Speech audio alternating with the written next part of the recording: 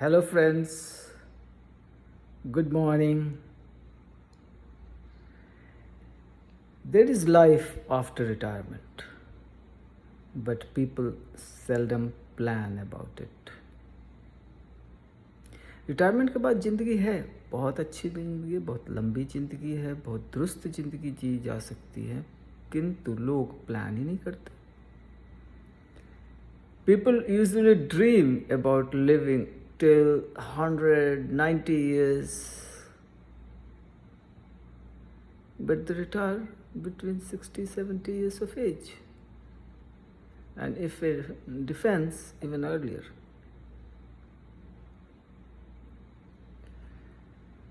Retirement के बाद ज़िंदगी है, अच्छी खासी लंबी ज़िंदगी है जो जी जा सकती है, किंतु आपका शरीर अच्छा होना चाहिए, समाज बनाया होना चाहिए और संपत्ति आपको आय इनकम इतनी होनी चाहिए कि पहले से भी ज़्यादा अच्छा जी सकें, और उसकी प्रिपरेशन आपकी पहले से चलनी चाहिए. जब से आप कमाई शुरू करती हैं 20-30 की उम्र के समय, तभी से आपको हेल्थ कॉन्शियस भी हो जाना है, सोशल इंटीग्रेशन भी करना है. इस तरह से पहले आप देने की कोशिश कीजिए, चाहे रुपए देने की है, कोई वस्तु देने की है, प्रेम देने की है. प्रेम भाव से बहुत संबंध बनता है. आप किसी को अच्छा बोले रहेंगे किसी चीज़ में, वो बार बार उसको रिकॉल करके वो अपना इमोशनल ट्रेजर की तरह उसको खोल खोल के बार बार देखता रहेगा. इतना अच्छा इमोशनल ट्रेजर मुझे उसने दिया. और something which is appreciated is repeated. He will repeat doing the same good things. So appreciate कीजिए, इसमें कोई कटौती नहीं कीजिए. और मुस्कान तो सबसे सस्ता गिफ्ट है किसी के लिए.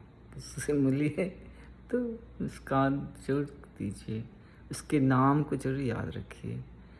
और कभी सीरियस होने की ज़रूरत नहीं है किसी व्यक्ति के सामने.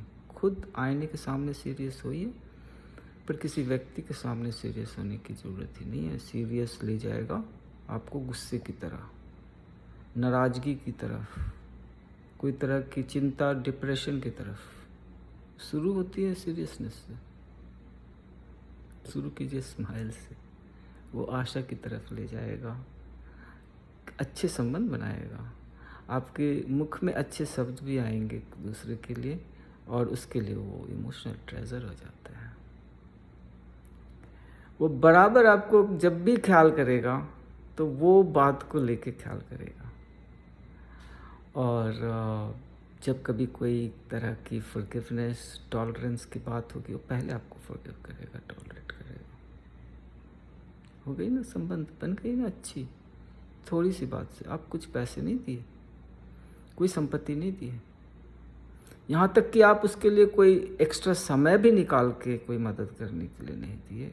You have not taken an extra mile to help him. जैसे कोई बीमार है, अस्पताल गए, हेल्प किए उसे.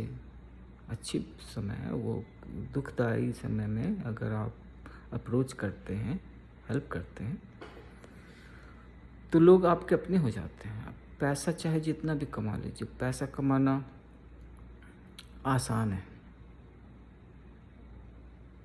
लोगों को अपना बनाना थोड़ा मुश्किल है, इंट्रिकेट, डेलिकेट. सोशल कैपिटल यूं बन सकती है, यूं रातों रात बिगड़ जा सकती है. आपकी रेपुटेशन बिगड़ गई तो सब कट ऑफ कर लेंगे, दूर हो जाएंगे, कोई मदद के लिए नहीं आएंगे. व्यक्ति से या संबंध ऐसा हुआ तो, और अगर समाज में, कानून में ऐसा हुआ, या बैंक से ऐसा संबंध खराब कर लिए, फिर कभी लोन न देगा. ये सब सोशल कैपिटल में है. तो शरीर, समाज, संपत्ति, human capital, social capital, financial capital, जब आप कार्यरत रहें इन तीनों कैपिटल्स का, इन तीनों पूंजियों का भली भांति आप ध्यान रखें कि ये विकसित होता रहे, कोई ठप नहीं पड़े। खासकर लोग शारीरिक पूंजी को ठप करते चले जाते हैं। अब केयर क्या करना है? अब तो बच्चों को ज़िंदगी जीने का है, मैं अपना क्या केयर करूं? और सबसे बड़ी गलती जो करते हैं लोग, छोटी सी बात है पर ध्यान देने योग्य बात है, आजकल बीमारियां जो इतने सारे हो रहे हैं उसके कारण है अत्यधिक भोजन। और भोजन का सिलेक्शन होना चाहिए, सही भोजन का सिलेक्शन होना चाहिए। आप गलत भोजन खाएंगे तो शरीर में गलत चीज़ भरता जाएगा और शरीर का साइज तो छोटा ही है ब्रह्मांड की तुलना में। ये अलग बात है कि ब्रह्मांड का ही छोटा रूप है शरीर। यत् पिंडे तत् ब्रह्मणे। Our body is a tiny form of the universe itself. जिन 5 तत्वों का ये ब्रह्मांड बना है, उन्हीं 5 तत्वों का ये शरीर बना है। रोटी, पानी, हवा, अग्नि और आकाश। रोटी मतलब पृथ्वी, मिट्टी, अर्थ, जिस पर अनाज उगती है, रोटी बनती है। और सबसे इसमें इम्पोर्टेंट है आकाश, जो आपका स्पेस, आपके शरीर के अंदर भी स्पेस होना चाहिए, बाहर भी। अगर मैं किसी ट्रक के चक्के के नीचे आ जाता हूँ तो क्या जाता है? स्पेस। तुरंत कुचला जाता हूँ, स्पेस नहीं है छाती को फैलने के लिए, सांस लेने के लिए, तुरंत प्राण पखेरु हो जाता है। सबसे पहला इम्पोर्टेंट स्पेस है। भगवान ने स्पेस अनलिमिटेड स्काई बनाया है। तो नेक्स्ट इम्पॉर्टेंट है heat. Body temperature 37 degree centigrade पर बना रहता है। कम हुआ हाइपोथर्मिया हो गया, ज़्यादा हो गया हाइपरपायरेक्सिया हो गया, बुखार है। और ये बॉडी टेम्परेचर अपने अंदर के मेटाबॉलिज्म से मेंटेन्ड होता है, परंतु एक्सटीरियर जो है वो सूरज से एनर्जी आती है। और वो हीट के लिए सन इतना बड़ा भगवान ने बनाया है, हीलियम हाइड्रोजन का रिएक्शन करके पूरे पृथ्वी को रोशनी देके, और सारे जीव जंतु सन पे निर्भर है, सोलर एनर्जी पे निर्भर है।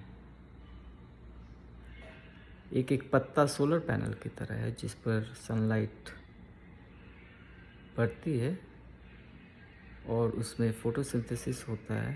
हवा से कार्बन डाइऑक्साइड लेकर, जड़ से पानी लेकर C6H12O6 बनाता है ग्लूकोज, और वो जाके फल या सब्जी में इकट्ठा हो जाता है।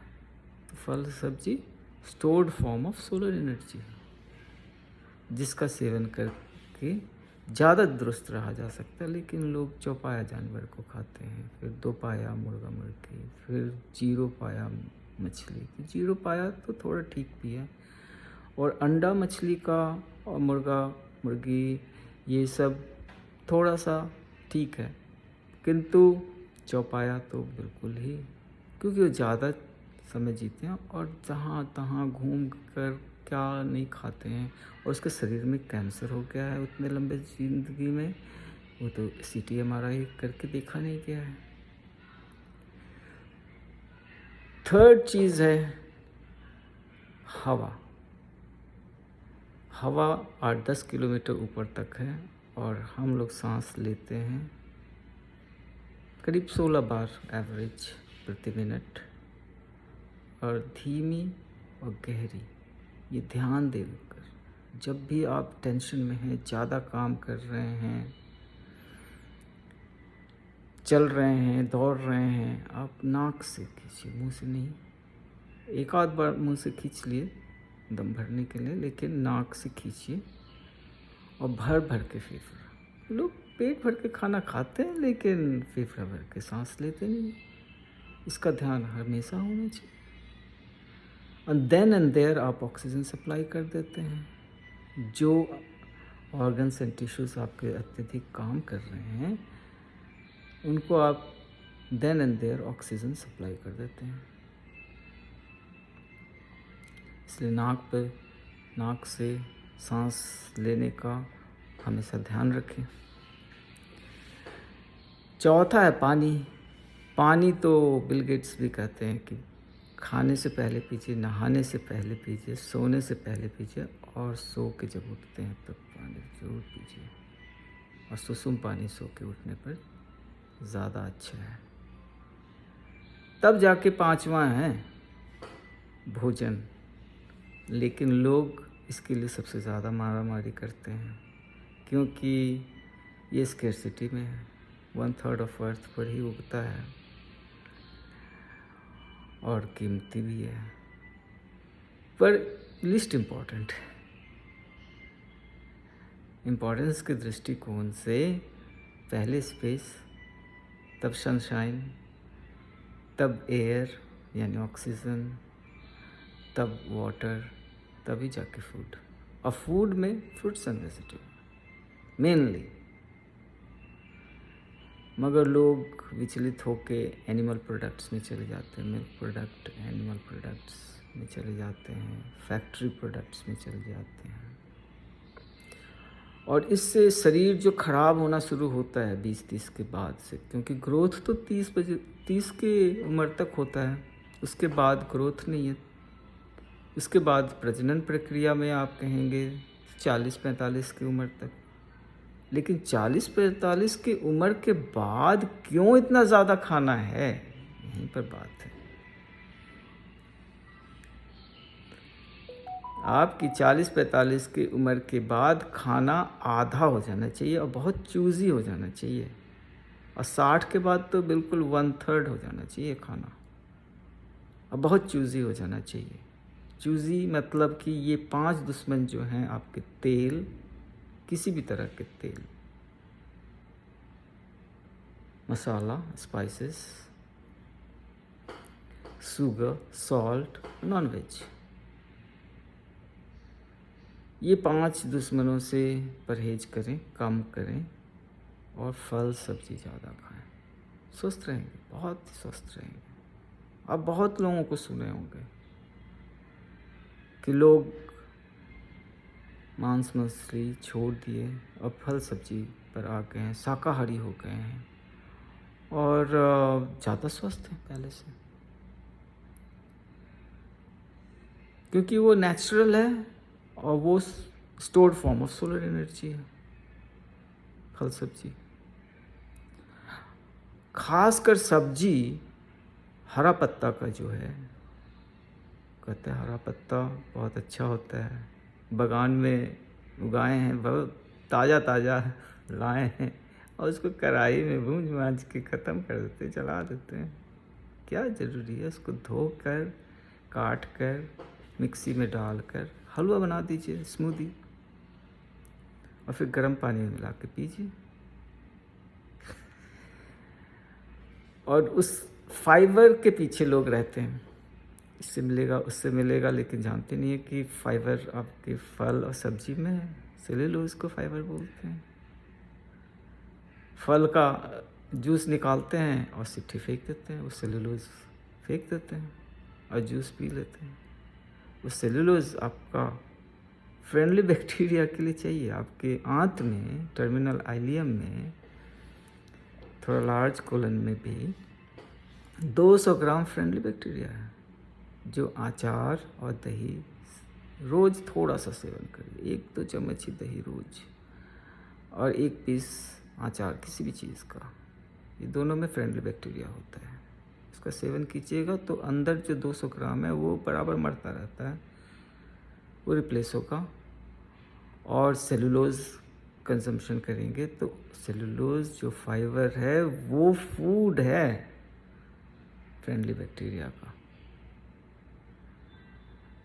और वो फूड खा के आपको देता है विटामिन B12, कोबालामिन B12। अब वो हरा पत्ता का फोलिक एसिड के साथ मिलके आपका रोज का DNA जो टूटता बनता है उसको रिपेयर करता है। अगर नहीं करेंगे आप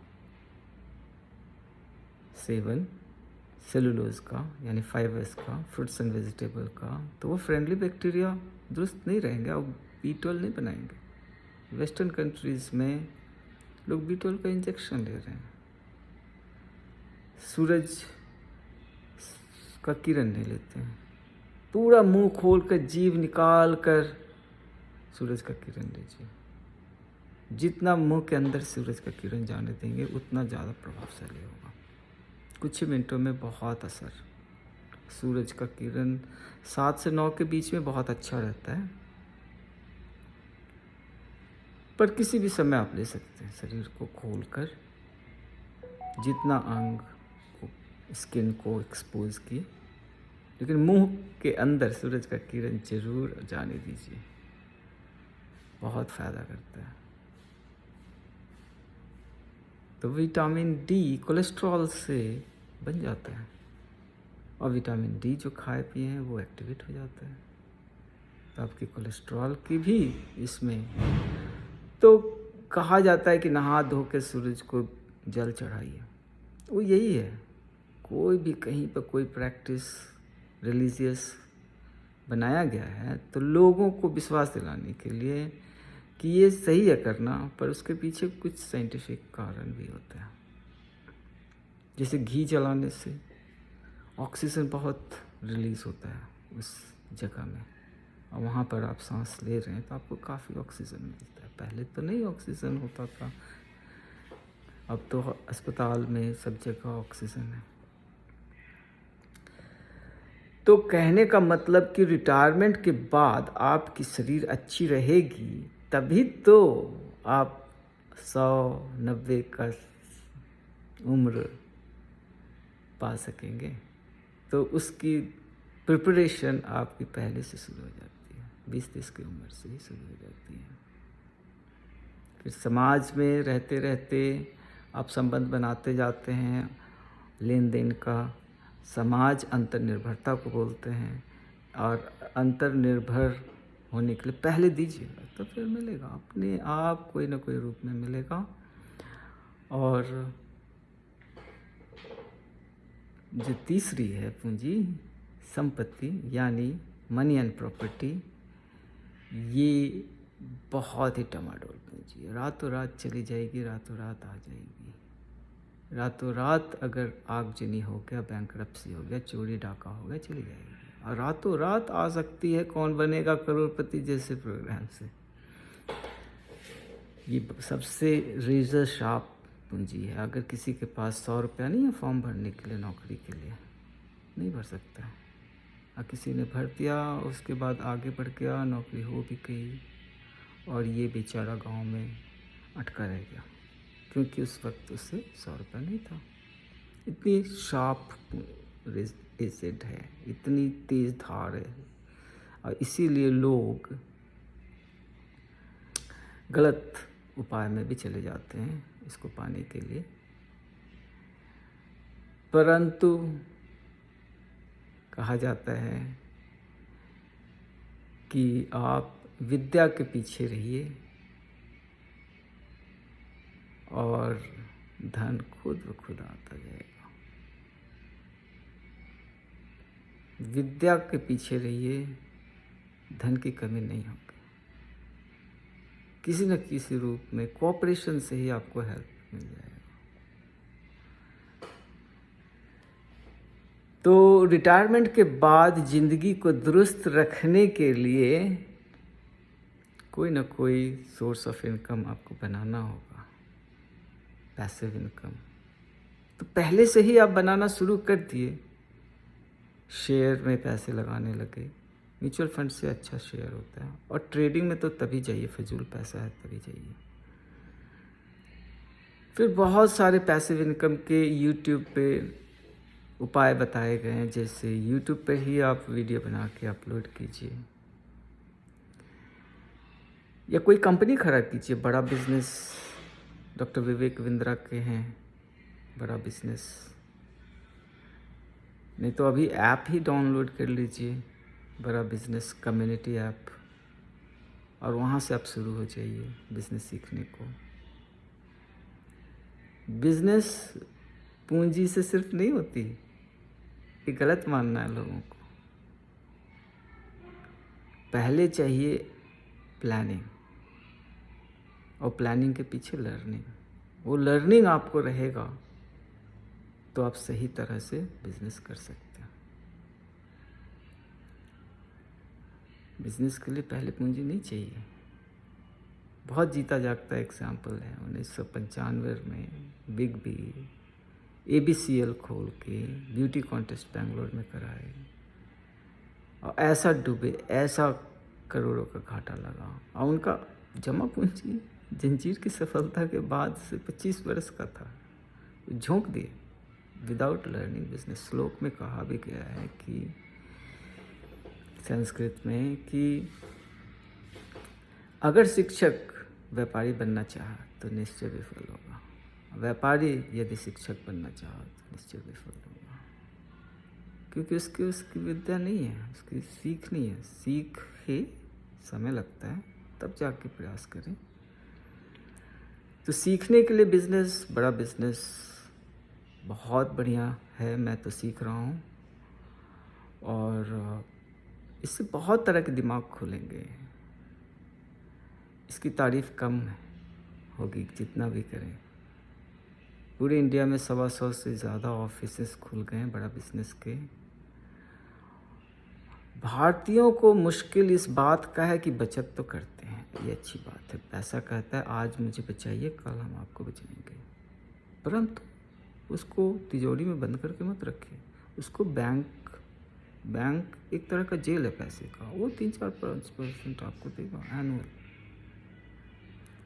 मगर आप उसको इन्वेस्ट करेंगे शेयर्स में, या कोई बिजनेस में, या प्रॉपर्टी में, तरह तरह के हैं इन्वेस्टमेंट, तो ग्रो करेगा पैसा। Grow app, GROWW grow app download करके उसमें ज़रूर रजिस्टर हो जाइए। और बहुत सारे कंपनी अभी तो पीछे कुछ महीना की तुलना में अभी तो बहुत प्रॉफिट में जा रहे हैं, आपको भी देंगे। शेयर खरीदने का मतलब कि उस बिजनेस का, उस कंपनी का आप अंग बन गए। थोड़ा सा पूंजी लगा के उसके बड़े पूंजी में भी आपका छोटा पूंजी लग गया, और उसी छोटे पूंजी का जितना परसेंटेज हिसाब बनेगा वो आपको अपने प्रॉफिट से उतना परसेंटेज देगा। इस तरह से आपको शेयर्स में फ़ायदे होते हैं, अच्छा कंपनी चुन के। तो कहने का मतलब कि आप अगर प्रिपेयर नहीं कर रहे हैं पहले से, लुइस पास्चर का कहना है prepared luck favours the prepared mind. आप तैयारी नहीं किए रहेंगे तो आपको कोई लक नहीं फेवर करेगा, आपको तैयारी करनी है। और वो तैयारी पोस्ट रिटायरमेंट ज़िंदगी जीने के लिए आपकी 20-30 की उम्र से शुरू हो जानी चाहिए। और भी पहले शुरू हो जाए तो अच्छा बात है, लेकिन वो दिमाग में आपका आ जाना चाहिए, तभी हर वक्त आप शरीर, समाज, संपत्ति को दुरुस्त रखेंगे। फिर मंकी तब से मंडरा रही हैं, सुनने के लिए आ गई हैं, और आज यहीं पर भी समाप्त करते हैं। फिर आगे और भी विषयों पर चर्चा करेंगे। आपका दिन शुभ शुभ हो।